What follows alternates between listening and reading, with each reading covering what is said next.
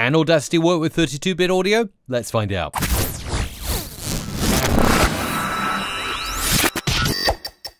The answer is absolutely yes. In fact, when you're recording in Audacity, it works by default in 32-bit float. What is 32-bit float and why should you use it?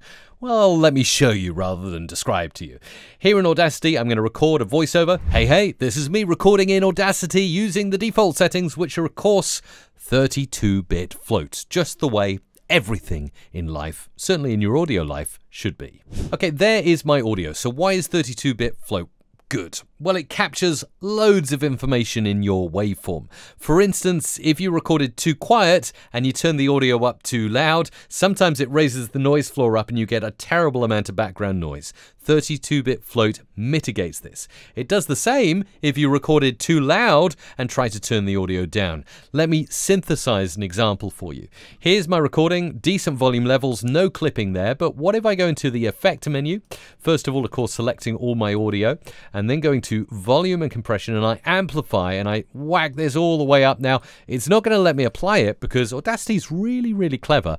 It doesn't allow clipping unless I say, yes, allow clipping. Really, I want my audio to distort terribly. I'm going to take it over by, say, 5 dB. That'll be enough to get lots of clipping. Look at that. All that clipped audio now. If I were recording in 16-bit, the moment I turn that audio down, those distorted parts would be flattened. They'd be destroyed, distorted, horrible. Let's actually just play a little bit of this horrid default setting. Oh, yeah, way too loud, very distorted, and problems with the audio. But if I go to Effect, Volume and Compression, Amplify, and I do the exact opposite. Let's untick this. I never want to clip again in my life.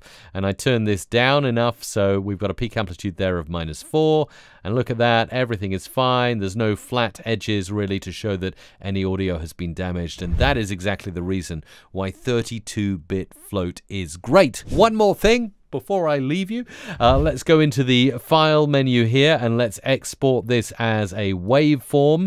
And you'll see right here, as I have the opportunity to save it out as an audio file, 16-bit is my default option here. Even though I've been recording and working in 32-bit, just generally most files online are shared as 16-bit. So that's kind of a standard there to use, and Audacity points you in that direction. You can go for 32-bit up here, even 24-bit, and all the other stuff like 32-bit float if you really know what you're doing.